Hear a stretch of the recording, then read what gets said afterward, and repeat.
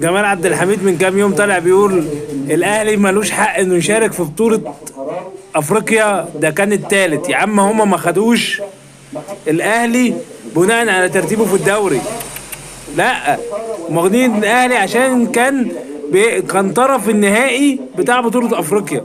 تمام. طب خد الكبيرة بقى يا كابتن، خد الكبيرة. الاهلي هيلعب قبل نهائي كاس العالم، شفت بقى؟ وهنلاعب ريال مدريد كمان، شفت يا اسطى؟ ايه يا عم؟ هو ايه انت هما الكلمتين دول بس اللي عندك؟ يعني مش عارف، يعني هما دول الكلمتين اللي انت حافظهم تطلع كل شويه تقولهم؟